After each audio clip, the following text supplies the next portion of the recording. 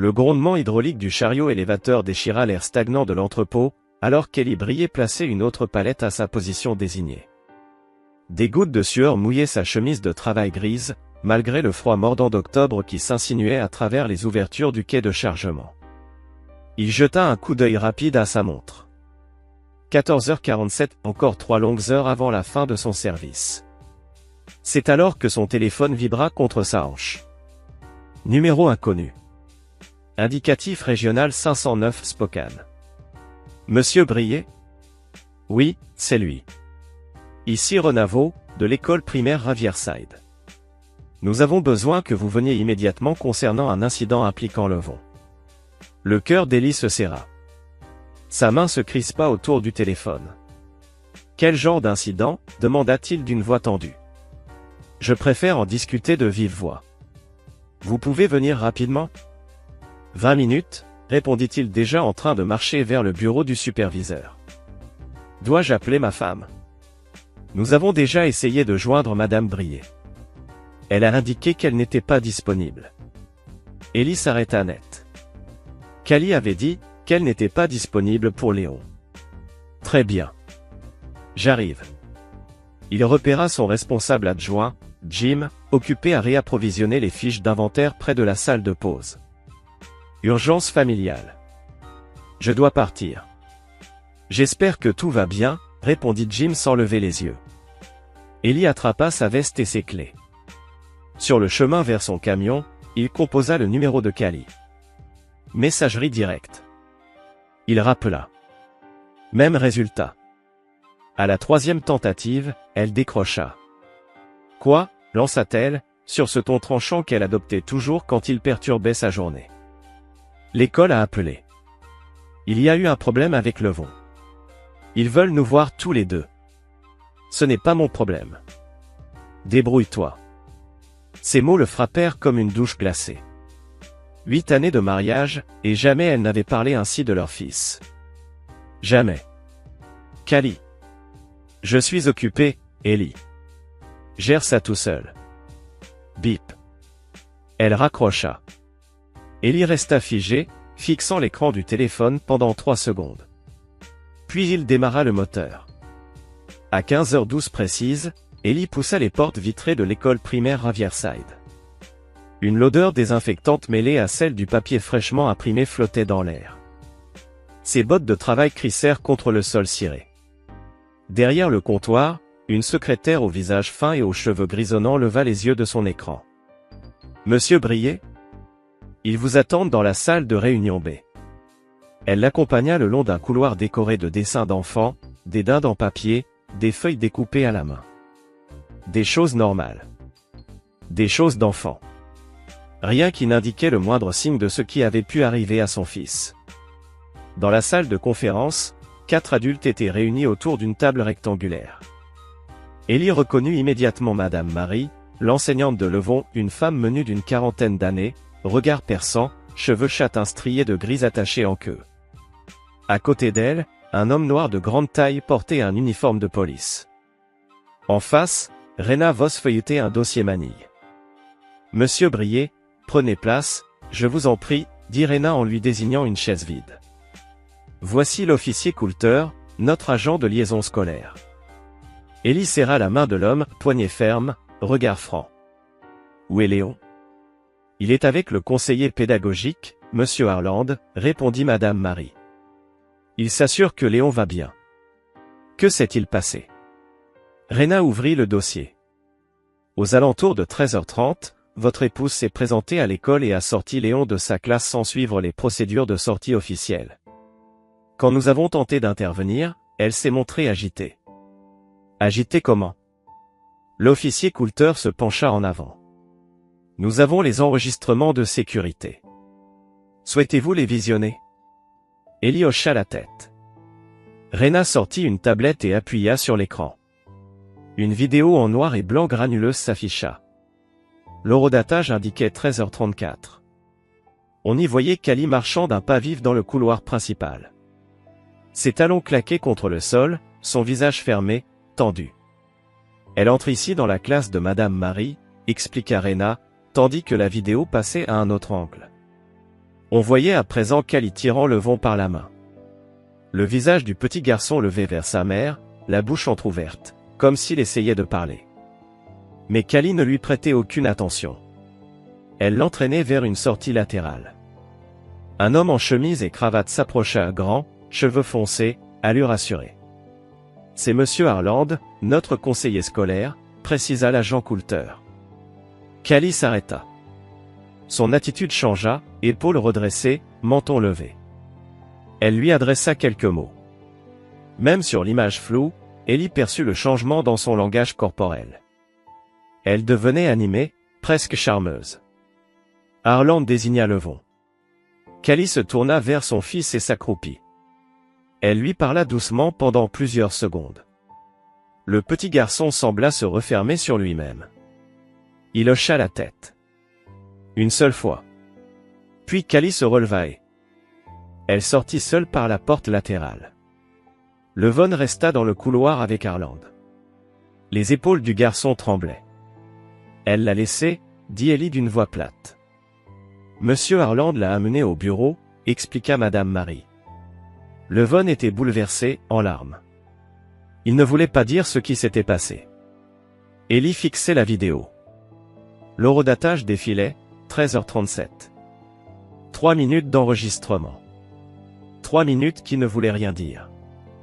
Où est-elle allée, demanda-t-il. Nous ne savons pas, répondit Ronnie. Nous avons essayé de vous appeler d'abord. Puis elle. Elle n'a pas répondu. Quand nous avons enfin réussi à la joindre 1 heure plus tard, elle a simplement dit, « Levon est votre responsabilité. » L'agent Calté s'éclaircit la gorge. « Monsieur Brier, est-ce que votre femme a été soumise à un stress inhabituel dernièrement? Problèmes financiers? Familiaux ?» Ellie continuait à fixer l'écran figé. La silhouette frêle de Levon, les épaules tremblantes. Rien de tout ça. Un changement dans son comportement? Des sautes d'humeur? De nouvelles fréquentations? Ellie leva les yeux. Pourquoi vous me parlez de nouvelles fréquentations? Essayez simplement de comprendre la situation, répondit Calté, le visage neutre. Parfois, lorsqu'une personne agit de manière inhabituelle, il y a des causes sous-jacentes. Madame Marie se pencha légèrement. Monsieur Brier, j'enseigne depuis 22 ans. J'ai vu beaucoup de situations familiales différentes. Mais celle-ci, elle est différente. Différente comment? Levon avait peur. Vraiment peur. Peur de quoi? Je l'ignore. Mais il n'arrêtait pas de demander si vous alliez venir. Pas sa mère. Juste vous. Ellie sentit une froideur s'installer au creux de son estomac. Il regarda de nouveau la tablette. La conversation animée de Callie avec Harland. Son ignorance totale de la détresse de Levon. « Je peux voir mon fils maintenant ?» Bien sûr, répondit Rena en se levant. Monsieur Harland doit l'avoir préparé. Ils descendirent un autre couloir jusqu'à une porte marquée « Service aux élèves ». Rena frappa 2 fois. « Entrez », dit une voix. L'homme de la vidéo ouvrit la porte. Vu de près, Deacon Harland paraissait plus jeune qu'Ellie ne l'avait imaginé. Peut-être la quarantaine. Les cheveux sombres, coiffés avec soin. Les murs jetaient des ombres verdâtres. « Papa ?» ?»« Oui, mon grand. » La voix de Levon n'était qu'un murmure.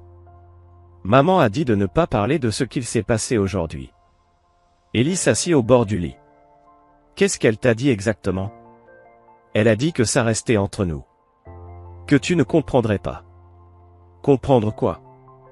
Les yeux de Levon s'écarquillèrent dans la pénombre. « Je ne peux pas te le dire. J'ai promis. Écoute-moi bien, Levon. Si quelqu'un, qui que ce soit, te demande de me cacher quelque chose, ce n'est pas normal. Même si c'est maman. Mais elle a dit que tu serais en colère. Je ne serai jamais en colère contre toi.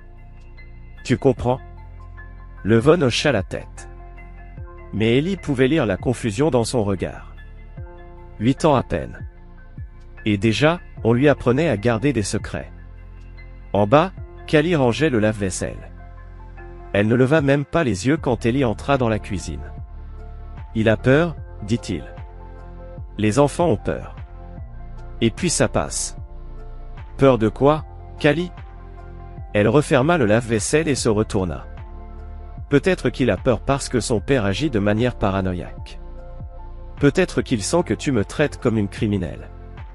J'essaie juste de comprendre ce qui s'est passé aujourd'hui. Ce qui s'est passé, c'est que tu as humilié notre famille. Ils t'ont montré une vidéo de moi comme si j'étais une menace. Et tu te demandes comment ça me fait sentir? Ellie étudia son visage. Cette expression blessée. Cette posture défensive. S'il ne la connaissait pas, il aurait pu croire qu'elle était la victime. Je n'ai pas demandé à voir cette vidéo. Ils me l'ont proposée. Parce que tu leur as fait croire qu'il y avait un problème. Il y a un problème. Notre fils garde des secrets. Tu l'as laissé seul à l'école. Tu m'as dit qu'il n'était pas ton problème. J'étais énervé. Les gens disent des choses quand ils sont en colère. Vraiment? Les yeux de Callie lancèrent des éclairs. Qu'est-ce que ça veut dire? Ça veut dire que je ne t'ai jamais entendu parler de Levon de cette façon. Jamais. Peut-être que tu ne me connais pas aussi bien que tu crois. Un silence épais s'installa entre eux. Callie sembla réaliser la portée de ces mots.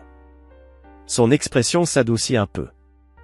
Écoute, je suis désolé de t'avoir envoyé promener au téléphone. C'était une journée stressante. Tu exagères peut-être un peu.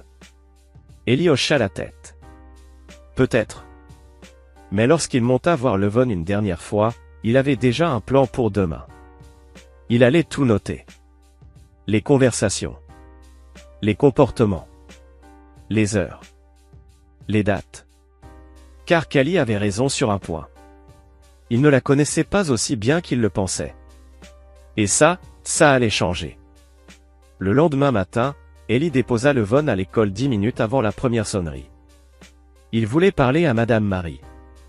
Il la trouva dans sa salle de classe, en train d'arranger des papiers sur les petits bureaux. L'odeur de crayons de cire et de gel désinfectant flottait dans l'air. Des dessins d'élèves couvraient les murs, autoportraits, comptes rendus de lecture, projets de mathématiques. Le chaos joyeux d'une classe de CE2. Monsieur Brier, comment va Levon ce matin? Silencieux. Il n'a presque rien mangé. Est-ce que nous pouvons parler dans le couloir? Ils sortirent de la salle. Quelques élèves erraient dans les couloirs, mais c'était encore calme. J'enseigne depuis 22 ans, dit Madame Marie. On apprend à reconnaître quand un enfant va mal. Qu'avez-vous remarqué?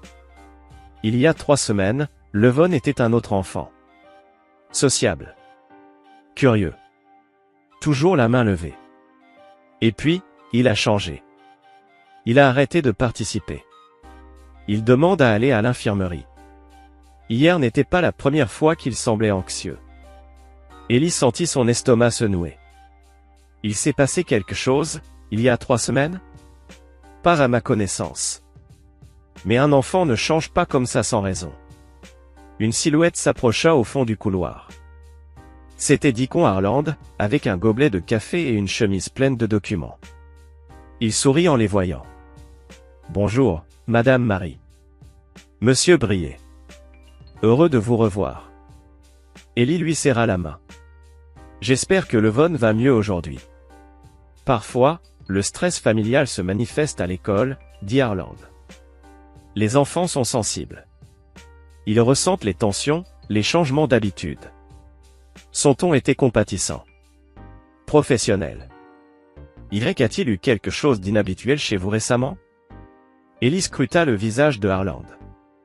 Cette question semblait ciblée. Presque intrusive. Comme quoi, par exemple? Oh, beaucoup de choses. Changement professionnel. Pression financière. Problèmes conjugaux. Les enfants sont comme des éponges.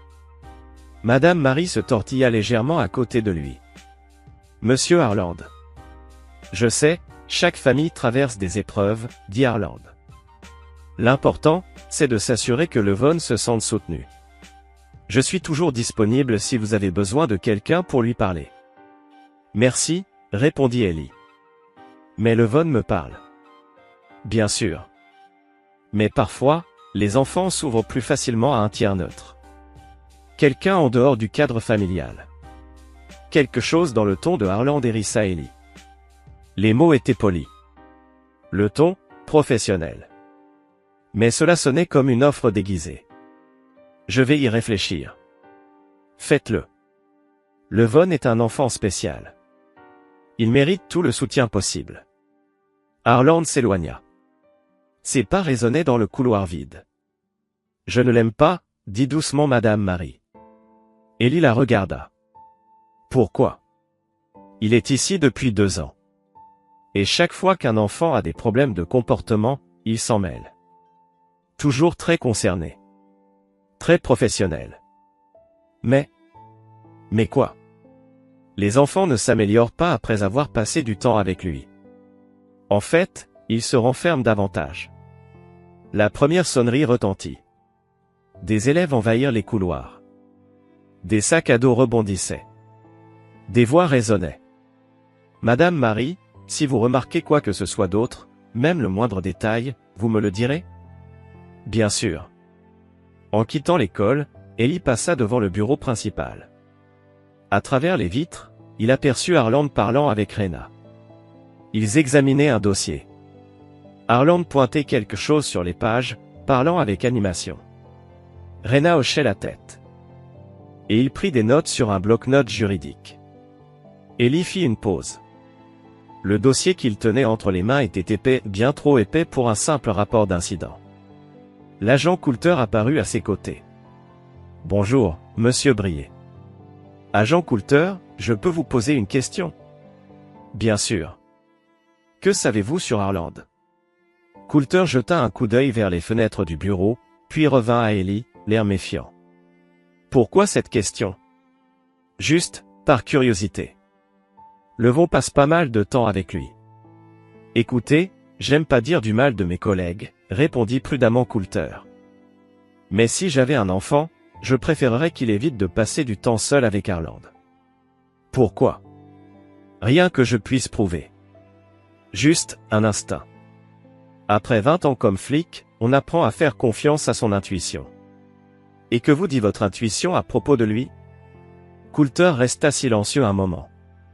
Qu'il s'intéresse un peu trop aux problèmes des autres, surtout aux problèmes familiaux. Derrière les vitres du bureau, Harland leva les yeux. Il les vit en train de parler, leur fit un signe de la main et sourit. Ellie ne lui rendit pas son salut. 2 semaines passèrent avant qu'Ellie ne retrouve le téléphone. Il faisait du tri dans le fameux tiroir de la cuisine, celui où s'accumulaient les piles usagées, les bons de réduction expirés, les stylos cassés et autres débris du quotidien. Callie était partie faire les courses, et Levon jouait chez un ami. Rare moment de calme dans la maison. Au fond du tiroir, derrière un enchevêtrement de câbles de chargement, ses doigts touchèrent un petit objet rectangulaire. Un ancien iPhone. L'ancien téléphone de Callie. Celui qu'elle utilisait avant sa mise à jour, 6 mois plus tôt. Ellie hésita. Il faillit le remettre à sa place. Presque. Mais quelque chose le poussa à appuyer sur le bouton d'alimentation. L'écran s'alluma. 12% de batterie. Elle ne l'avait jamais réinitialisé. L'écran du code d'accès apparut. 4 chiffres. Ellie tenta la date de naissance de Levon, 0314. Accès refusé. Leur anniversaire, 0627. Refusé. La date de naissance de Callie, 1109. Toujours rien. Il allait abandonner quand un souvenir lui revint. Le jour où ils avaient acheté la maison. Callie était obsédée par cette date. Elle avait vérifié les papiers au moins 10 fois, s'assurant que tout était en ordre. Il tapa la date. Le téléphone se déverrouilla. Ellie resta là, debout dans la cuisine, tenant entre ses mains l'ancien téléphone de sa femme. Il venait de franchir une ligne qu'il ne pensait jamais traverser. Mais quelque chose n'allait pas dans cette maison. Quelque chose n'allait pas avec son fils. Et sa femme lui mentait. Il ouvrit les messages. La plupart des conversations étaient banales, liste de courses, rappel pour l'école, échange avec sa sœur à Portland. Mais un nom de contact le fit s'arrêter. Dit-on. Le premier message datait de 6 semaines. Dit-on, alors, comment ça se passe à la maison? Kali, compliqué. Ellie travaille de plus en plus. J'ai l'impression d'être invisible. Dit-on, tu ne le es pas pour moi. Kali, c'est gentil. Merci de m'avoir écouté aujourd'hui. Ellie fit défiler vers le haut. La conversation remontait à des mois. Des dizaines de messages. Au début, anodin. Puis de plus en plus personnel. Dit-on, café demain? J'ai des idées pour la situation avec Levon. Kali, oui. Le même endroit. Dit-on, toujours. Tu sais combien ces discussions comptent pour moi. Le même endroit. Ils avaient un endroit habituel. Ellie continua à lire. Les messages devenaient de plus en plus intimes. Kali se plaignait des longues heures de travail d'Ellie. De son absence émotionnelle. Dit-on répondait avec empathie. Il comprenait. Kali, parfois, je me demande ce que serait ma vie si j'avais fait d'autres choix. Dit-on, il n'est jamais trop tard pour faire de nouveaux choix. Kali, c'est ce que tu as fait avec ton divorce? Dit-on, la meilleure décision de ma vie. Mon ex a essayé de m'éloigner de ma fille, mais j'ai lutté pour obtenir ce que je méritais. Kali, comment tu t'y es pris? Dit-on, j'ai tout documenté. Son alcoolisme. Ses sautes d'humeur. Sa façon de parler à notre fille. Les tribunaux n'aiment pas les mères instables. Kali, waouh. Tu es plus fort que moi. Dit-on, tu es plus forte que tu ne le penses. Quand tu seras prête à te battre pour ce que tu mérites, je serai là. Les mains d'Ellie tremblaient à présent. Il fit défiler plus vite. Les messages récents apparaissaient. Kali, Ellie devient suspicieux. Il pose des questions sur hier. Dit-on, tu lui as dit quoi? Kali, que Levon exagérait. Je crois qu'il m'a cru. Dit-on, peu importe. On construit un dossier. Chaque incident compte. Kali, un dossier pourquoi? Dit-on, garde exclusive. Pension alimentaire. Nouveau départ. Kali, et Levon? Il aime son père. Dit-on, les enfants s'adaptent. Surtout quand ils voient leur mère heureuse pour la première fois. Kali, et tu penses que je serai heureuse? Dit-on, avec moi? Je te le garantis. Les messages continuaient. Plan pour documenter la distance émotionnelle d'Ellie. Stratégie pour positionner Kali comme parent principal. Discussion sur l'emploi du temps d'Ellie, sa personnalité, sa relation avec Levon. Dit-on, une fois que le rapport du CPS sera déposé, il cédera. Ils cèdent tous. Kali, tu crois vraiment? Dit-on, je l'ai vu des dizaines de fois. Les mecs comme Ellie, ouvriers, traditionnels, fiers. Il ne supporte pas l'attention publique. Il acceptera tout pour éviter que son nom ne soit sali. Kali, il est têtu. Dit-on, mais on le brisera. Ensemble. Ellie relut ce dernier échange 3 fois.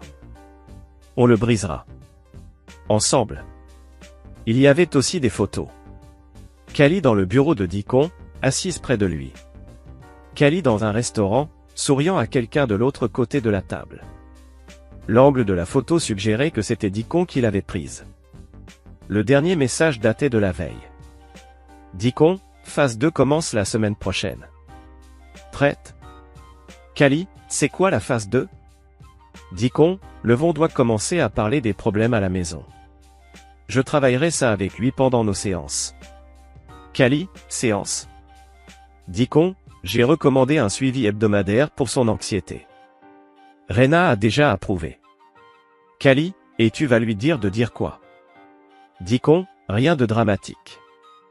Juste que papa se met parfois en colère. Que maman semble triste. De petites choses, qui, mises bout à bout, dressent un tableau. Kali, et si Ellie s'y opposait? Dit-on, quel père aimant s'opposerait à ce que son enfant anxieux suive une thérapie? Ellie posa lentement le téléphone sur le comptoir de la cuisine. Cette fois, ses mains ne tremblaient plus. Le frisson nerveux qu'il avait traversé quelques instants plus tôt avait été remplacé par quelque chose de bien plus froid, de glacial. Il se dirigea d'un pas déterminé vers son bureau, une chambre reconvertie, là où il gardait tous les papiers importants. Il ouvrit le classeur métallique, en sortit un bloc-notes juridique. Il s'assit, respira un bon coup, puis commença à écrire méthodiquement, la date, l'heure, l'endroit où il avait trouvé le téléphone. Ensuite, il résuma les conversations qu'il avait lues. Une à une. Sans rien omettre. Puis, il connecta le téléphone à son ordinateur. Il copia chaque fichier, chaque capture d'écran. Il sauvegarda chaque message, chaque photo, avec les horodatages, les numéros de contact. Rien n'échappa à son attention. Et quand il eut terminé, il reposa le téléphone exactement là où il l'avait trouvé. Comme si de rien n'était. Ensuite, il appela son travail. Il se déclara malade. Pour 3 jours. 3 jours plus tard. Madame Marie demanda à Élie de rester après la sortie des classes. Levon était parti aux toilettes, alors ils avaient quelques minutes en tête-à-tête dans la salle de classe vide. Madame Marie referma la porte derrière elle et rapprocha 2 chaises. « Il s'est passé quelque chose aujourd'hui, dit-elle doucement. » Le cœur d'Élie fit un bond. « Quoi donc » demanda-t-il, déjà tendu. « Levon est venu me voir pendant la récréation. Il était bouleversé. Il m'a dit qu'il devait me dire quelque chose, mais qu'il n'avait pas le droit. »« Qu'est-ce qu'il vous a dit ?» Madame Marie sortit un petit carnet de son sac. « J'ai noté ces mots exacts, dit-elle. Il a dit, maman m'a dit que si je parle à quelqu'un de nos discussions, papa ira en prison. » Ces mots frappèrent Élie comme une douche glacée. « Nos discussions » répéta-t-il, abasourdi. Je lui ai demandé de quelle discussion il parlait. Il a répondu qu'il ne pouvait pas me le dire, parce que c'était un secret. Et ensuite il a ajouté, Monsieur Harland dit que papa se fâche, mais je ne crois pas qu'il le fasse. Monsieur Harland. Le conseiller scolaire. Apparemment, il avait des séances régulières avec Levon pour traiter de son anxiété. Élie sentit une colère monter. Il n'avait jamais donné son accord pour cela. Je n'ai jamais autorisé ces séances, dit-il. Madame Marie eut l'air surprise. Pourtant, les documents ont été signés. Je les ai vus moi-même. Par qui? Votre femme. Lundi dernier. Élie tenta de rester impassible. Mais la rage lui brûlait la poitrine. Qu'a dit d'autre Levon? Il m'a demandé si je pensais que vous étiez méchant. Je lui ai dit, bien sûr que non. Il a semblé soulagé, mais aussitôt après, il est redevenu nerveux. Il a dit qu'il ne devait parler de vous qu'avec Monsieur Harland. Il est où, maintenant? Toujours aux toilettes. Mais, Monsieur Brier, il y a autre chose. Elle jeta un œil vers la porte, puis revint à lui. Je crois que quelqu'un le prépare. Les choses qu'il dit à propos de la maison, des situations, ça sonne comme des phrases répétées. Comme s'il récitait. Quel genre de phrase? Hier, il m'a dit qu'il s'inquiétait pour vous, parce que vous sembliez toujours stressé. Ce ne sont pas des mots d'un enfant de 8 ans. Et quand je lui ai demandé pourquoi il pensait ça, il n'a pas su répondre. Élie se leva brusquement. Je dois parler à mon fils. Attendez, il y a encore autre chose. Il se rassit à contre-cœur. L'agent Calté a commencé à poser des questions sur Monsieur Harland, discrètement. Apparemment, d'autres parents ont exprimé des inquiétudes. Quel genre d'inquiétude? Des enfants qui deviennent soudainement renfermés après leur séance avec lui. Des familles avec des problèmes surgissant de nulle part. Et toujours, des situations de garde d'enfants compliquées. Et dans chaque cas, Harland est appelé comme témoin clé. La porte des toilettes s'ouvrit dans le couloir. Des pas légers approchèrent. Ne dites rien à Levon, murmura Madame Marie. Mais s'il vous plaît, soyez prudent. Il y a quelque chose qui cloche. Levon apparut dans l'embrasure de la porte, son sac à dos sur l'épaule. Il rayonnait en voyant son père. On y va, mon grand, dit Élie avec un sourire forcé. Ouais. On peut prendre une glace. Bien sûr. Sur le chemin jusqu'au camion, Ellie marchait à côté de son fils, mais son esprit bouillonnait. Callie avait signé les papiers. Elle avait autorisé ces séances. Des séances visiblement destinées à manipuler Levon, à l'inciter à parler, à dire des choses sur lui. Construire un dossier. Préparer une attaque. Papa. Oui, mon cœur. Est-ce que je dois encore voir Monsieur Harland? Ellie s'arrêta net. Pourquoi tu me demandes ça? J'aime pas lui parler. Il pose des questions bizarres. Quel genre de questions? Levon regarda autour de lui, vers le parking, puis revint vers son père. À propos de toi. Si tu te fâches.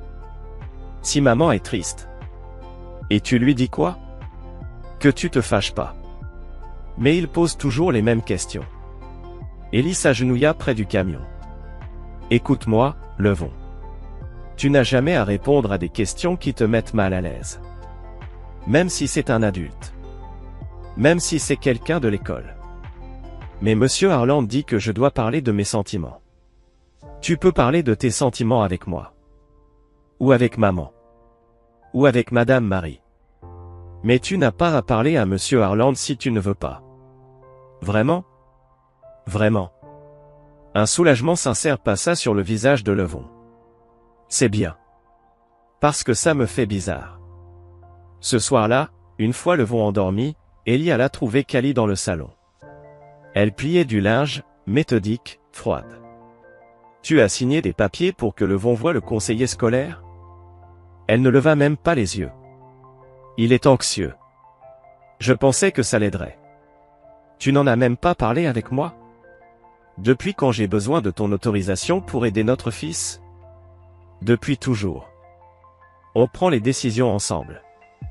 Callie jeta un t-shirt plié sur la table basse. On fait ça, vraiment? Parce que la plupart du temps, tu n'es pas là. C'est moi qui gère ses problèmes. Quel problème? Son anxiété. Ses questions sur pourquoi je travaille autant. Ses inquiétudes qu'on se dispute? On ne se dispute pas. Pas devant lui. On est en train de se disputer, là. Ellie observa son visage. Cette colère défensive. Ce retournement d'accusation. Typique Callie. Mais cette fois, c'était calculé. Qu'est-ce que Harland pense de l'anxiété de Levon? Il dit que c'est environnemental. Quelque chose à la maison le rend nerveux. Quelque chose à la maison? Comme quoi? Comme avoir un père jamais présent. Des parents qui ne communiquent plus. C'est Harland qui t'a dit ça? Il n'a pas besoin de le dire. C'est évident. Ellie se dirigea vers la fenêtre. Il observa la rue.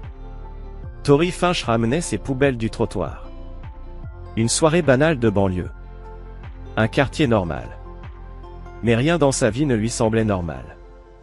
Je veux rencontrer Harland, dit-il. Pourquoi? Parce qu'il parle à mon fils. Et je veux savoir de quoi. Tu ne me fais pas confiance pour gérer ça? Non.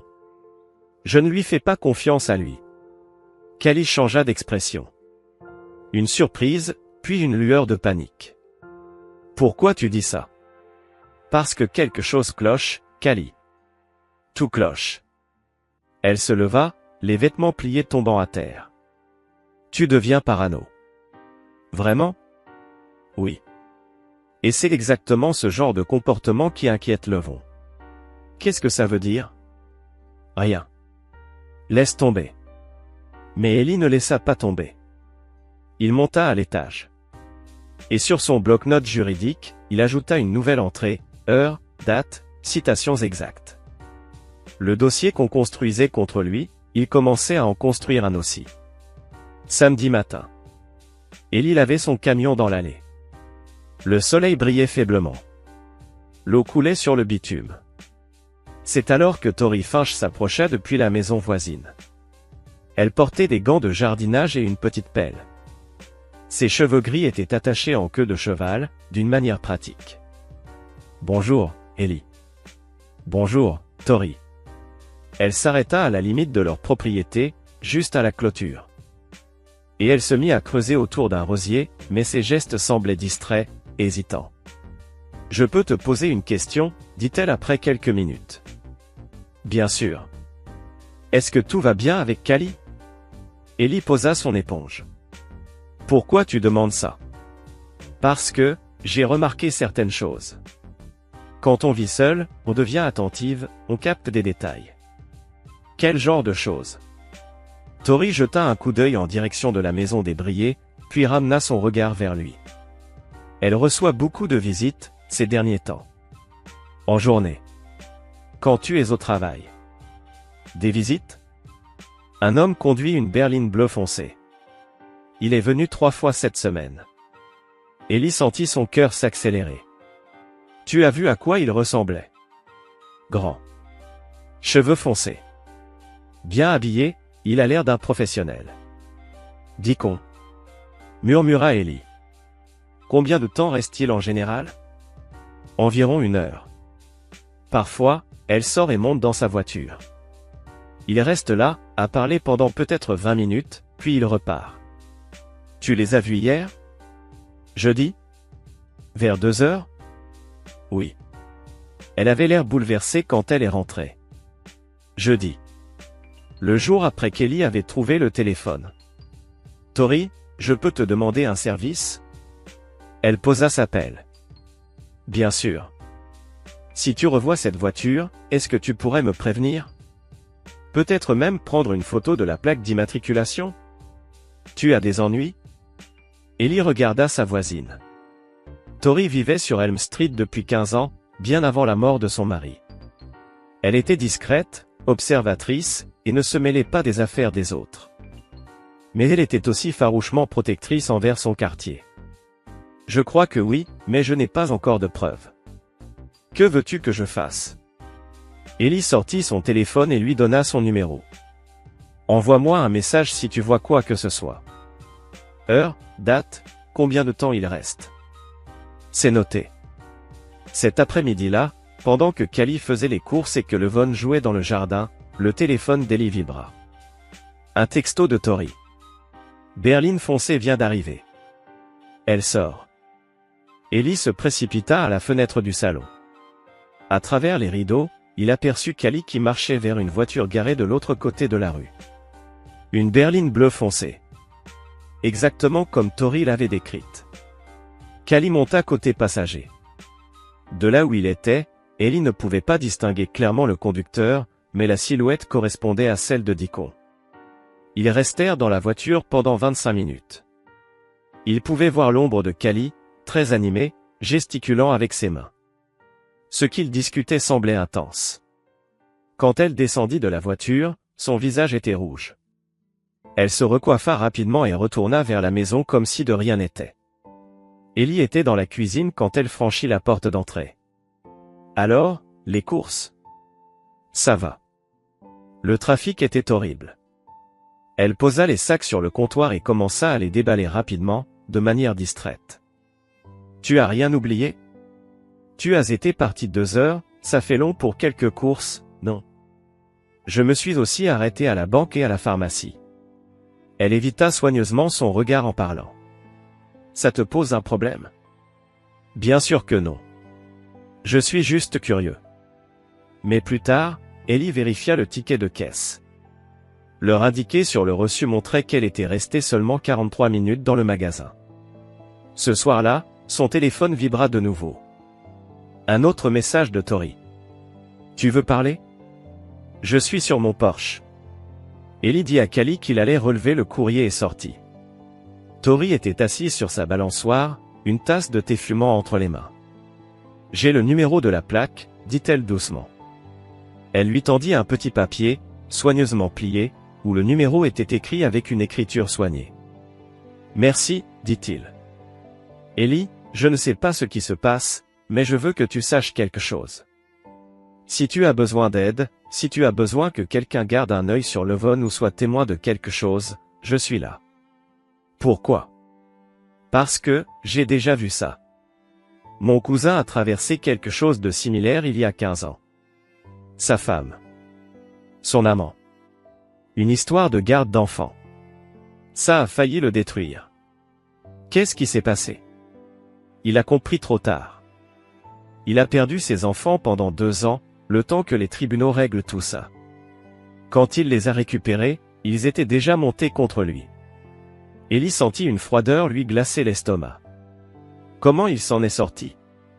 Documentation. Preuves. Témoins. Et un bon avocat. Il a gagné? Finalement, oui. Mais ça lui a tout coûté. Sa maison. Ses économies. Sa relation avec ses enfants. Même quand la vérité a éclaté, le mal était fait. Tori sirota son thé, le regard tourné vers la maison débrayée. Ne laisse pas ça t'arriver. Lundi matin, Ellie appela son travail pour dire qu'il était malade. Il avait des recherches à faire. Il commença par vérifier la plaque d'immatriculation sur une base de données en ligne. La voiture était enregistrée au nom de Deacon Andrew Harland. Adresse, 1247 Riverside Avenue, Spokane. Ensuite, il chercha des informations sur Harland lui-même. Son profil LinkedIn indiquait 2 années à l'école élémentaire Riverside, puis 3 ans dans un collège à Curtin. Avant l'enseignement, il avait travaillé dans les services sociaux. Ellie creusa plus loin. Les dossiers publics montraient qu'Harland avait divorcé il y a 3 ans. Son ex-femme avait demandé une ordonnance restrictive durant la procédure, alléguant du harcèlement et de la manipulation émotionnelle.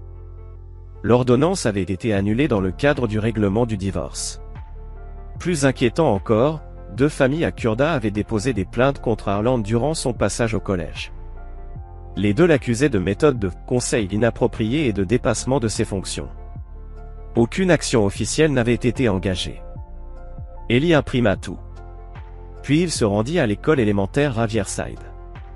Il trouva l'officier Coulter dans le couloir principal, en train de parler à un groupe d'élèves de CM2 au sujet de la sécurité à vélo. « Officier Coulter, je peux vous parler en privé? » « Bien sûr, donnez-moi 5 minutes. » Quand les élèves se dispersèrent, Coulter mena Ellie dans une salle de classe vide. « Alors, que se passe-t-il? » Deacon Harland. L'expression de Coulter se durcit. « Qu'est-ce qu'il a fait? » Je crois qu'il manipule mon fils. Et ma femme. C'est une accusation grave. J'ai des preuves. Ellie sortit son téléphone et montra à Coulter des captures d'écran des messages échangés entre Callie et Deacon. Il observa le visage de l'officier se transformer à mesure qu'il lisait. « Où avez-vous trouvé ça? » « Sur l'ancien téléphone de ma femme. Elle a oublié de l'effacer. Ce que vous avez là montre une relation inappropriée entre un employé scolaire et... En tant que parent, cela laisse aussi entendre qu'il coache votre fils pour qu'il fasse de fausses déclarations. Que pouvez-vous faire à ce sujet? Demanda-t-il. Calté resta silencieux un instant. Officiellement, pas grand-chose pour l'instant. Ces messages ne constituent pas une preuve directe d'activité criminelle, mais ils enfreignent clairement la politique de l'école et les règles de déontologie professionnelle. Officieusement, je surveille Harland depuis des mois. D'autres parents ont soulevé des inquiétudes. Ces éléments me donnent enfin les munitions nécessaires pour ouvrir une enquête formelle. De quoi avez-vous besoin de ma part? Des copies de tout. Et continuez de documenter chaque échange, chaque incident, chaque contact entre votre famille et Harland. Je le fais déjà. Parfait. Vous m'avez aussi dit que votre voisine prenait des photos de la voiture d'Harland? Oui. Obtenez-en des copies également. Il nous faut établir un schéma de contact régulier en dehors des activités scolaires normales. Ellie acquiesça d'un signe de tête. Et mon fils? Comment puis-je le protéger de ces séances? Légalement, vous avez le droit de refuser les services de conseil. En tant que père, vous pouvez vous y opposer. Et si Callie s'y oppose? Alors, cela devient une affaire de garde. Mais si vous pouvez prouver que ces séances sont nuisibles ou manipulatrices, le tribunal se rangera de votre côté. Ils marchèrent en direction du bureau principal. À travers les vitres, Ellie aperçut Harland assis à son bureau, au téléphone. L'homme leva les yeux et les vit approcher. Son expression changea, surprise d'abord, puis calcul. « Il sait » murmura Calté. « Il sait quoi » Que nous sommes sur sa piste. Regardez son langage corporel. Harland se tenait plus droit, sa conversation semblait soudain plus animée. Il se plaçait de manière à ce qu'on ne puisse pas voir l'écran de son ordinateur. Qu'est-ce que ça signifie? Ça signifie que les choses vont s'intensifier. S'il pense que son plan est menacé, il va accélérer le calendrier. Comment? En provoquant une crise. Quelque chose qui force l'intervention des services de protection de l'enfance ou des procédures d'urgence pour la garde de l'enfant. Ellie sentit son estomac se nouer. Quel genre de crise? Des allégations mensongères. Des accusations de maltraitance ou de négligence. Des incidents fabriqués de toutes pièces pour vous faire passer pour instable. Comment l'empêcher? En le prenant de vitesse. Cet après-midi-là, Ellie rassembla tout ce qu'il avait, des captures d'écran de messages, des photos de la voiture de Harland garée devant chez lui, une documentation sur les séances de conseil non autorisées, et des dossiers publics sur les problèmes professionnels passés d'Harland. Il fit 3 jeux de copie. Le premier fut envoyé au surintendant du district scolaire, accompagné d'une plainte formelle contre le comportement de Harland. Le deuxième jeu fut adressé au conseil d'agrément des conseillers professionnels de l'État. Le troisième, il le garda pour lui. Puis, depuis un ordinateur de bibliothèque publique et avec une adresse email jetable, il envoya un message anonyme à tous les parents de la classe de Levon. Les parents doivent savoir que le conseiller scolaire Deacon Harland a mené des séances de conseil non autorisées avec des élèves et maintenu des contacts inappropriés avec certaines familles en dehors des heures d'école. Veuillez surveiller les interactions de vos enfants avec cette personne et signaler toute préoccupation à l'administration. Ce soir-là, son téléphone sonna. Monsieur Brier? Ici la principale Anderson. Nous devons nous rencontrer demain matin. Veuillez venir accompagné de votre avocat. Le rendez-vous fut fixé à 8 heures du matin, dans la salle de conférence de la directrice. Ellie arriva 10 minutes en avance, vêtue de son plus beau costume, une élégante pochette en cuir à la main contenant toutes ses preuves. La principale Anderson était une femme mince d'une 50aine d'années, aux cheveux gris et aux lunettes cerclées de métal. Elle siégeait en bout de table, aux côtés du surintendant Williams, un homme corpulent au regard attentif. De l'autre côté, Deacon Harland était assis, accompagné d'une femme qu'Ellie ne reconnut pas, probablement l'avocate du district. Monsieur Brier, veuillez vous asseoir. Ellie prit place, les fixant calmement. Nous comprenons que vous avez formulé des accusations graves à l'encontre de Monsieur Harland, commença la principale Anderson. J'ai documenté des contacts inappropriés entre Monsieur Harland et ma famille. J'ai aussi découvert que mon fils recevait des séances de conseil non autorisées. Harland se pencha légèrement vers l'avant. Monsieur Brier, je comprends vos inquiétudes concernant l'état émotionnel de Levon, mais les séances de conseil avaient été approuvées par votre épouse, et elle l'aide à gérer son anxiété liée à la situation familiale. Quelle situation familiale? La tension entre vous et Madame Brier. Vos longues heures de travail. Levon a exprimé le sentiment d'être pris au milieu du conflit parental. Ellie ouvrit sa pochette et en sortit des impressions de messages. Est-ce pour cette raison que vous rencontrez ma femme chez moi pour discuter de l'anxiété de mon fils? Le silence retomba dans la pièce. L'assurance d'Harland sembla vaciller. Je ne suis pas sûr de comprendre ce que vous insinuez. Je n'insinue rien. Je dis les faits. Ellie tendit les copies des messages à la principale Anderson et au surintendant Williams. Leurs expressions changèrent à mesure qu'ils lisaient. Ces messages semblent démontrer des communications personnelles entre vous et Madame Brier, déclara Williams à Harland. Elle cherchait des conseils sur les problèmes de comportement de son fils. Il arrive que les parents aient besoin d'aide en dehors des heures de classe. Dites-vous souvent aux mères que leur mari s'effondrera dès que les services de protection de l'enfance seront informés, lança Ellie. Le visage d'Harland devint livide. Je pense qu'il y a un malentendu. Aidez-vous habituellement les parents à élaborer des stratégies pour briser leur conjoint. L'avocate du district lisait maintenant par-dessus l'épaule de Williams, son expression se durcissant. Monsieur Harland, dit Anderson, ces communications suggèrent que vous êtes intervenu dans des affaires familiales bien au-delà de votre cadre professionnel. Je cherchais à aider une famille en difficulté. En encourageant la mère à faire de faux signalements au service de protection de l'enfance? Ellie sortit d'autres documents. J'ai également découvert que M. Harland a un historique de comportement similaire dans son précédent emploi. 2 familles à Cure-de-Lane ont déposé des plaintes concernant ses méthodes de conseil. Il remit les documents publics détaillant les précédents problèmes d'Harland. Williams les parcourut puis les déposa calmement. Monsieur Harland, vous êtes suspendu en attendant une enquête complète. Veuillez libérer votre bureau. Vous ne pouvez pas faire ça sur la base de messages sortis de leur contexte. Nous le pouvons, et nous le faisons. La sécurité va vous raccompagner. Alors qu'Harland quittait la pièce, escorté par 2 agents de sécurité du district, la principale Anderson se tourna vers Ellie. Monsieur Brier, nous vous devons des excuses. Cette situation n'aurait jamais dû être autorisée à se développer. Et mon fils? Comment être certain qu'il va bien? Nous allons organiser des rencontres avec un autre conseiller. Quelqu'un extérieur au district. Et nous allons passer en revue toutes les affaires précédentes de Monsieur Harland.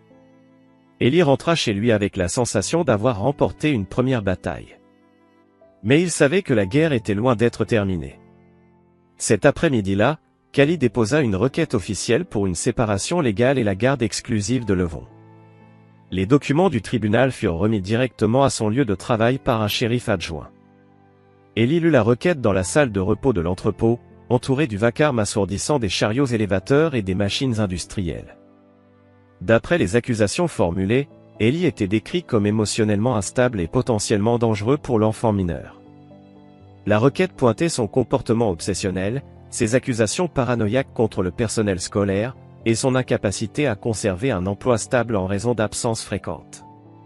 Callie demandait la garde immédiate et temporaire, un droit de visite supervisé pour Ellie, ainsi qu'une ordonnance restrictive l'interdisant de contacter toute personne affiliée à l'école.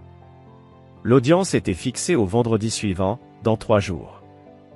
En bas de la requête, figurait une liste de témoins. Deacon Harland y était inscrit, comme témoin de moralité pour Callie. Même suspendu de son poste, il restait une pièce de son plan. Ellie appela son avocat depuis le parking. Maître Brier, c'est un sacré développement. Elle a le droit de faire ça? Elle peut demander la garde sur la base de fausses accusations? Elle peut déposer une demande, oui. Gagner, c'est une autre histoire. Avez-vous des preuves pour contredire ces affirmations?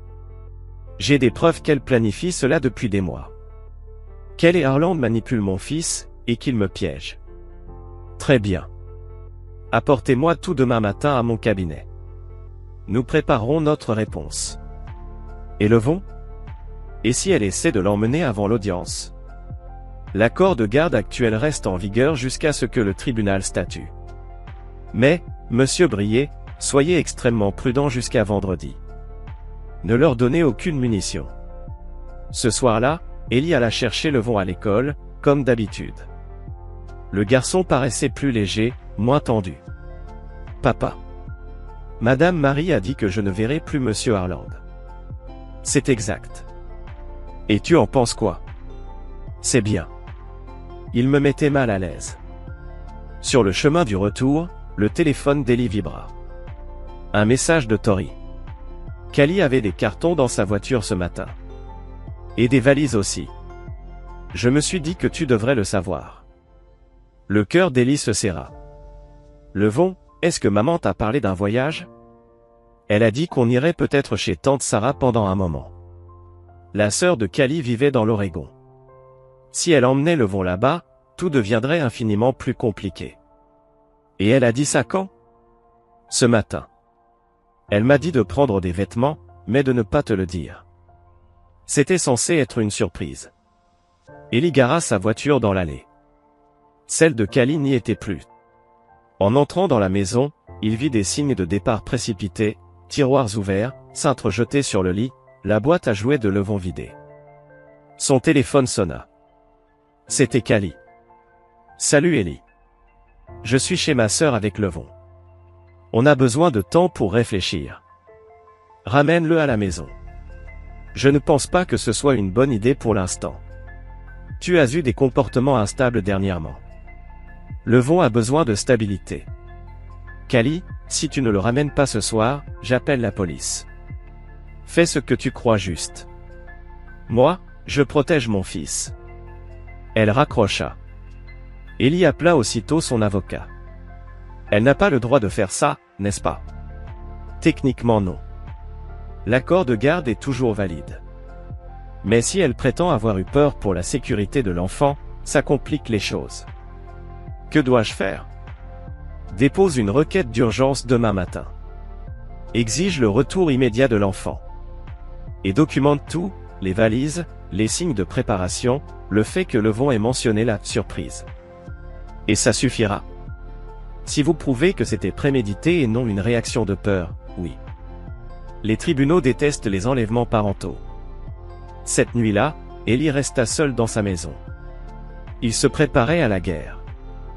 Vendredi matin, le tribunal avait une atmosphère froide, presque chirurgicale. Ellie était assis à une table rectangulaire aux côtés de son avocat, James Morrison, un homme dans la cinquantaine, au regard vif, spécialisé en droit de la famille. En face, Cali était assise avec son avocate, une jeune femme blonde, en tailleur chic. Derrière elle, dans le public, Deacon Harland, vêtu d'un costume sombre, arborait un air compatissant. Suspendu de ses fonctions, il était pourtant venu témoigner en faveur de Cali. À 9 heures précises, la juge Patricia entra dans la salle. Femme austère dans la soixantaine, cheveux gris, regard perçant. Ellie avait étudié son parcours, 20 ans sur le banc du tribunal familial, réputé pour ses décisions fermes et son intolérance face aux manipulations. Nous sommes ici pour une audience d'urgence concernant la garde temporaire de Levon Brier, 8 ans, annonça la juge. Madame Brier, vous demandez la garde immédiate. Présentez votre dossier. L'avocate de Cali se leva. Votre honneur, Madame Brier craint pour la sécurité de son fils en raison du comportement de plus en plus erratique de son mari. Monsieur Brier a lancé des accusations paranoïaques contre le personnel scolaire, manque régulièrement le travail, et montre des signes d'instabilité émotionnelle. Avez-vous des preuves de cette instabilité présumée? Nous avons des témoignages du personnel scolaire décrivant son attitude conflictuelle. Et aussi des déclarations sur sa surveillance obsessionnelle de la vie familiale, ainsi que des accusations infondées contre un conseiller scolaire respecté. La juge se tourna vers Ellie. Monsieur Brier, quelle est votre réponse? Morrison se leva. Votre honneur, ce que l'on appelle ici un comportement erratique est en réalité une enquête rigoureuse menée par Monsieur Brier pour exposer un complot visant à détruire son lien avec son fils. Nous avons des preuves étendues montrant que Madame Brier et le conseiller scolaire ont planifié une stratégie basée sur des allégations mensongères pour lui retirer la garde de Levon. C'est une accusation sérieuse, Maître Morrison. Quelles sont vos preuves? Morrison ouvrit sa mallette et sortit un épais dossier. Des messages entre Madame Brier et Monsieur Harland prouvant des mois de préparation. Des documents sur des séances de conseil non autorisées destinées à inciter l'enfant à mentir sur son père. Des photos de rencontres secrètes entre les deux. Il transmit des copies à la juge et à l'avocate de Cali. Votre honneur, intervint cette dernière, ces messages ont été obtenus illégalement, à partir du téléphone privé de Madame Brier. Le téléphone était dans le domicile conjugal, répliqua Morrison. Parfaitement légal. La juge lut attentivement les documents. Son visage se durcit à mesure qu'elle tournait les pages. Madame Brier, avez-vous eu une relation personnelle avec Monsieur Harland en dehors du cadre scolaire? Le visage de Cali rougit. Nous discutions des besoins éducatifs de Levon. Ces messages suggèrent bien plus. On y parle de détruire votre mari, de déposer des signalements auprès des services sociaux. C'est sorti de son contexte. La juge se tourna vers Harland. Vous êtes ici comme témoin de moralité, alors que vous êtes suspendu pour faute professionnelle. Harland se leva. Votre honneur, j'ai essayé d'aider une famille en détresse. Cela nécessite parfois d'aller au-delà du protocole. Cela exige surtout de respecter des limites professionnelles claires. Ce que vous avez manifestement échoué à faire. Puis elle fixa à nouveau Cali. Pourquoi avez-vous quitté l'État avec Levon sans en avertir son père? Morrison intervint à nouveau. Votre honneur, Madame Brier a fait ses valises, pris son fils, et disparu. Elle préparait ça depuis longtemps. Elle avait planifié ce départ depuis des jours. Ce n'était pas une décision prise sous le coup de la peur, c'était une action coordonnée, pensée, réfléchie, comme le montraient clairement les messages qu'elle avait envoyés. « Comment savez-vous qu'elle avait préparé ses affaires à l'avance ?» demanda la juge. D'après le témoignage d'une voisine, Madame Tori Finch, elle a vu Madame Brier charger des valises dans sa voiture le mercredi matin, soit 2 jours avant qu'elle ne prétende avoir soudainement peur pour sa sécurité. La juge griffonna des notes rapides sur son blog juridique. « Je veux entendre l'enfant, déclara-t-elle. Est-ce que Levon est disponible ? Il est avec ma sœur à Portland, répondit Cali. Ramenez-le aujourd'hui. L'audience reprendra lundi, avec Levon présent pour un entretien en caméra. Votre honneur, le voyage pourrait être traumatisant pour lui, tenta Madame Brier. Vous avez déjà retiré l'enfant de son domicile et de son école sans autorisation du tribunal. Le traumatisme a déjà eu lieu. Ramenez-le, trancha la juge. Puis elle tourna son regard vers les 2 parties. En attendant, j'ordonne que Levon soit ramené dans la maison familiale à Spokane. Monsieur Brier aura la garde physique principale en attendant que cette affaire soit résolue. Madame Brier bénéficiera de visites surveillées. L'avocate de Cali bondit aussitôt de son siège. Votre honneur, c'est précisément ce que nous essayons d'éviter, au vu d'accusations qui semblent fabriquées de toutes pièces. Ce tribunal ne tolère ni l'aliénation parentale, ni les accusations mensongères utilisées pour manipuler la garde des enfants, répondit froidement la juge. À la sortie du tribunal, Morrison attrapa Ellie par le bras. Ça s'est mieux passé que prévu. Mais ce n'est pas fini. Ils vont se regrouper et revenir avec de nouvelles stratégies. Quel genre de stratégie ? demanda Ellie. De la diffamation. Ils vont chercher de véritables faiblesses dans ta vie. Des erreurs passées, des dettes, des traits de caractère. Peu importe, ils chercheront à en faire des montagnes. Cet après-midi-là, Ellie récupéra Levon à l'aéroport de Portland. Le garçon paraissait épuisé, perdu, son petit sac à dos accroché à l'épaule. « Papa, j'ai fait quelque chose de mal ? » ?»« Non, mon grand. Tu n'as rien fait de mal. Alors pourquoi on devait aller chez tante Sarah ? Maman a dit que t'étais malade. Je ne suis pas malade, mon cœur. Maman était juste, un peu confuse. Sur le chemin du retour, Levon resta silencieux un long moment. Puis, doucement. Papa, j'ai dit à tante Sarah ce que monsieur Harland m'a demandé de dire à ton sujet. Le cœur d'Ellie s'emballa. Qu'est-ce qu'il t'a demandé de dire ? Il voulait que je dise que tu cries et que tu te mets en colère. Mais j'ai dit à tante Sarah que c'était pas vrai. Tu cries jamais. Et qu'est-ce qu'elle a dit, tante Sarah ? Elle a dit que je devais toujours dire la vérité, même si les adultes me disent de ne pas le faire. Ellie attrapa la main de son fils et la serra doucement. Elle a raison. Toujours dire la vérité. Même si ça rend maman triste. Même dans ce cas-là. Le lundi matin, toute l'école était en émoi, la suspension de Harland avait fait le tour des parents. L'email anonyme envoyé par Ellie avait été partagé encore et encore, jusqu'à ce que tout le district en ait connaissance. D'autres parents commencèrent à parler. La famille Martinez, par exemple, s'exprima publiquement au sujet des séances que leur fille Sophia, 7 ans, avait eues avec Harland. La petite s'était refermée, devenue anxieuse. Elle disait que Harland posait des questions étranges sur le mariage de ses parents. Les Johnson, eux, affirmèrent que leur fils avait été coincé pour faire des déclarations sur la prétendue colère de son père. Pourtant, tout le monde connaissait Robert Johnson comme l'un des hommes les plus doux de la communauté. Et ça continua. 3 autres familles révélèrent que Harland avait suggéré un besoin de thérapie prolongée, toujours pour des problèmes fabriqués, centrés sur des pères émotionnellement absents ou supposément instables. Un schéma clair émergea. Harland ciblait des familles où le père travaillait à plein temps et la mère restait à la maison ou travaillait à mi-temps. Il se positionnait comme un soutien pour les mères, tout en sapant systématiquement les relations père-enfant. La directrice Anderson convoqua une réunion d'urgence pour le mercredi soir. La salle polyvalente de l'école était bondée. « Nous voulons rassurer toutes les familles », annonça Anderson. Monsieur Harland n'est plus employé par notre district. Tous les dossiers sur lesquels il est intervenu sont en cours de réexamen.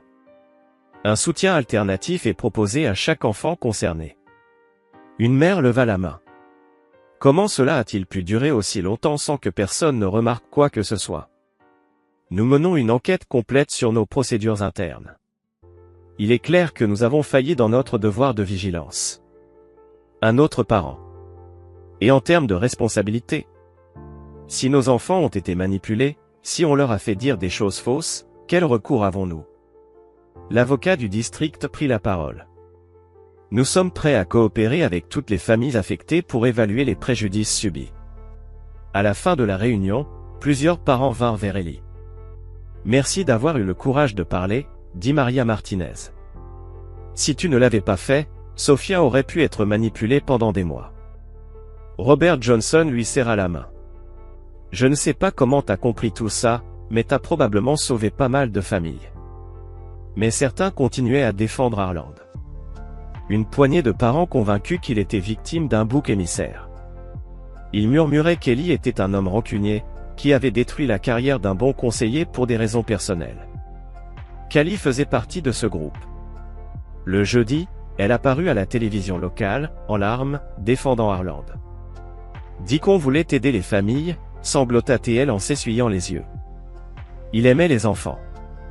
Et maintenant, sa réputation est ruinée parce que mon mari ne supportait pas l'idée que notre fils ait besoin d'un suivi psychologique. L'intervieweuse l'interrompit. Mais vos messages montrent que vous et Harland avez planifié de manipuler la garde. Ces messages ont été sortis de leur contexte, se défendit Callie. On parlait du bien-être émotionnel de Levon. Y compris ceux où vous parlez de détruire votre mari et de fausses plaintes aux services sociaux. J'étais bouleversé. Effrayé. On dit des choses qu'on ne pense pas quand on essaie de protéger ses enfants. Ellie regardait l'interview depuis son salon, Levon jouant avec ses petites voitures au sol. Pourquoi maman pleure à la télé, demanda-t-il. Elle est triste à cause de certaines choses. Elle est fâchée contre moi? Non, mon grand. Elle n'est pas fâchée contre toi. Mais Ellie vit la confusion dans les yeux de son fils. À 8 ans, il comprenait déjà que les adultes ne disaient pas toujours la vérité. L'interview provoqua l'effet inverse de celui attendu, au lieu de susciter de la compassion pour Callie et Harland, elle encouragea d'autres parents à parler. La chaîne locale diffusa un second reportage avec témoignages. La réputation de Harland fut définitivement détruite. Le conseil d'accréditation ouvrit une enquête qui mena à la révocation de sa licence. Et, plus important encore, l'opinion publique changea de camp. On comprenait désormais que les manipulateurs étaient Callie et Harland, pas Ellie.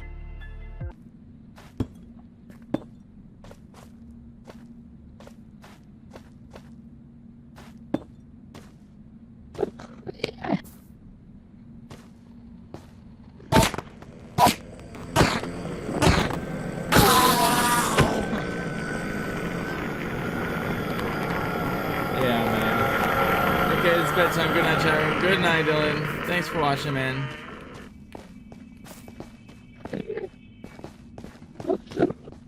Thank you for watching, my man. I have pretty much just right now decided that we're not gonna put. Oh, there's two here. We are not gonna push for the end fight tonight. I don't think. I think we'll save that for tomorrow. Because, oh my god, this shit is taking ages. Oh my god, we got a pearl. Where'd you go? Come back. I miss you.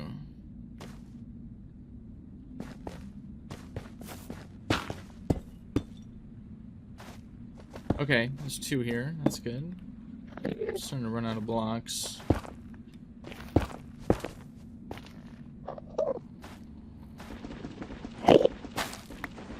Shit. Come on. No!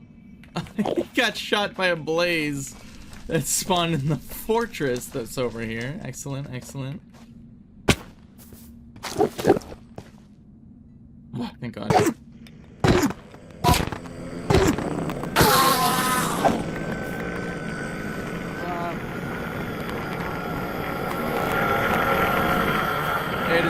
want to spawn me some Eyes of Ender. I think it's 100. That would be really helpful. I might make those cheaper just because getting pearls is so hard in this version. In 1.16, I know the rates are like way different. And that's why people speedrun in that version. So you can get pearls a lot easier. This is an absolute grind.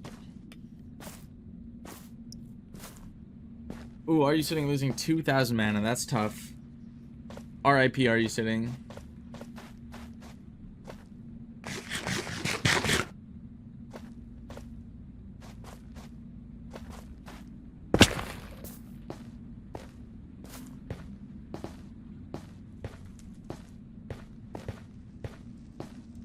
Oh, that's a Wither Skeleton. I really just do not need to be dealing with those guys. Okay, yep, checks out. I can't stop winning. I can't stop winning.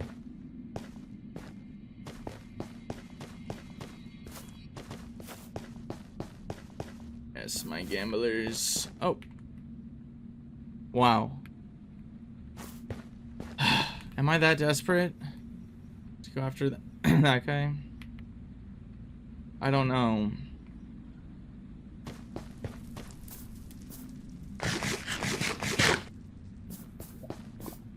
Okay.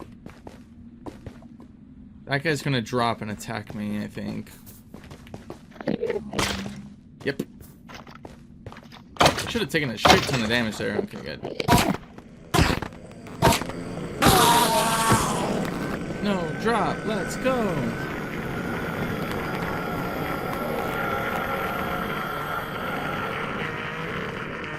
No.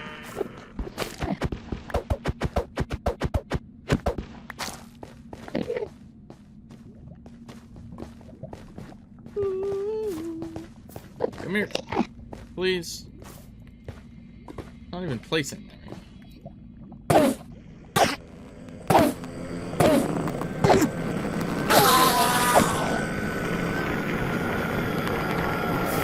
Okay, we're at 11. Yeah, I just decided I'm gonna give Eye of Ender 50 instead of 100. In fact, I'm gonna do that right now.